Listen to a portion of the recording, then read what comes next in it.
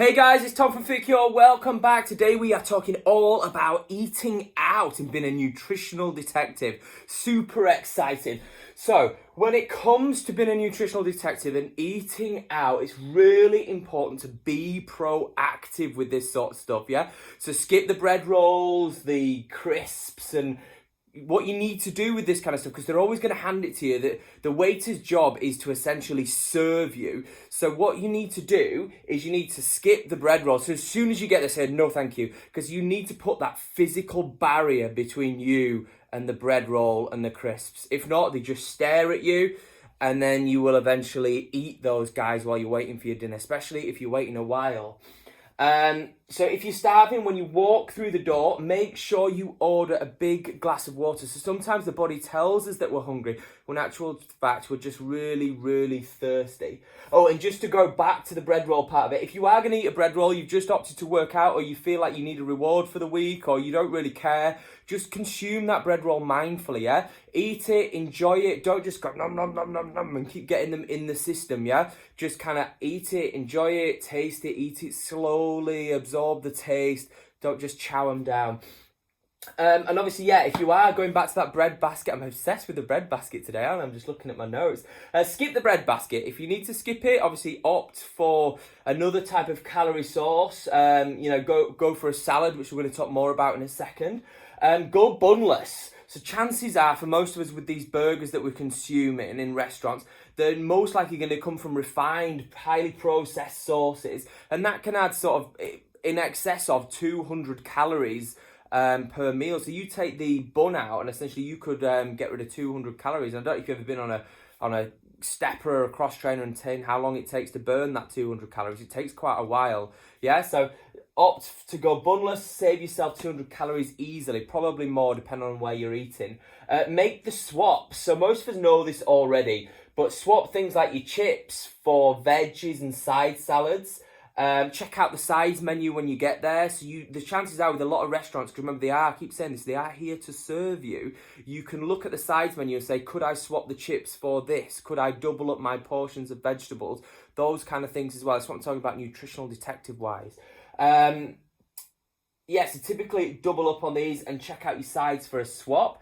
Dressing. So always ask for your dressing on the side, yeah? Don't allow somebody else to control your salad, making it into a calorie bomb, because their job is to get you to come back. So if you ladle my salad in loads and loads of dressing and I'm not mindful, that thing is probably going to taste phenomenal. You know what I mean? I'm going to want more. And then I'm going to get that neuro association to like, yes, that place tastes good. So their job is to give you taste, give you flavor. So ladle in it loads and loads of calories on top of your salad. Don't let them do that. Control it. Ask for your salad always on the side so you can control how much salad you think your body needs, or how much risk versus reward, or pain versus pleasure, whichever way you want to look at it, how much actually you should be consuming within your salad, so you know, based on your goals and where you want to be. And again, as I said, side salads typically double up the vegetables as well. So say no chips, but I'll have 2 portions of veg, please. Obviously dressing on the side, yeah, don't make it into a calorie bomb. So obviously your sauces and your creams are huge, really high calorie foods. Sometimes we don't realize, if you actually look at the contents of, if you look at the Caesar salad on the menu, sometimes, it's got 600-700 calories in it. It's the Caesar dressing that does it to the salad. So just be mindful with those. Check out the sauces and the side salad creams and things. Eat your salad first. So interesting, research says salad first people eat less overall. So if you eat your salad before you eat anything else on your plate, or if you rock up and straight away say, have a side salad, please, you will basically eat less throughout your meal. So research says to get that side salad ordered, pair it up with a big glass of water, and then you won't bugger all else, won't you? You have a tiny weeny little bill at the end. Don't do that, actually. Eat a full meal, protein, vegetable, carbohydrates, and everything else. So if you're super hungry, obviously order that salad as soon as sitting down. Best options wise, so always think about your best options. So we're going to sneak a little bit of protein in here, but only because it's got a little relationship to carbohydrates. So when you choose your protein, choose grilled or baked over the crispy or the breaded versions, because obviously you've got carbohydrates labeled around those. So try and go for it in its purest form, whether it's steamed or baked or grilled or however it comes. Yeah, try and go for that option over your crispy versions as well, because obviously that's naturally going to add a lot more calories to the food. Where are we? Work out before going out. Well, that makes sense, doesn't it? Because we know that 1 to 2 hours post exercise, you're better with insulin. And then obviously your glycogen stores are going to be depleted. So you're more likely to, if you do indulge post-workout, you're more likely to store that in the depleted glycogen stores in your liver and in your muscles. So think, right, I've got a big night out tonight. Let's go rock a workout before we go, and you can enjoy it. It's like your reward for training hard. And if you're really on it with your nutrition at the moment and you're dialing something in, you've got a goal in mind, you're going somewhere, but you still want to have that social aspect and see friends and not be a monk, go for breakfast with them.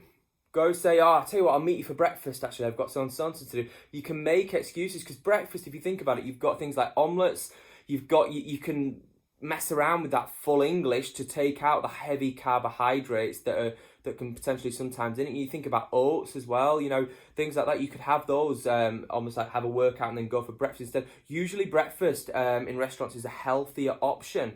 But be a nutritional detective, yeah? And remember, the restaurant is there to serve you. So they will always try and overindulge. They're like the grandma who's trying to get you to eat the buns. Yeah, so make it fun. Go out there, try and see what you can do. Be curious with the menu. Ask them questions. Try and find out stuff like that as well. And really sort of like try and figure out. It's like a little Rubik's cube. Try and figure out how you could possibly make it healthy. So guys, I'll see you tomorrow for another lesson.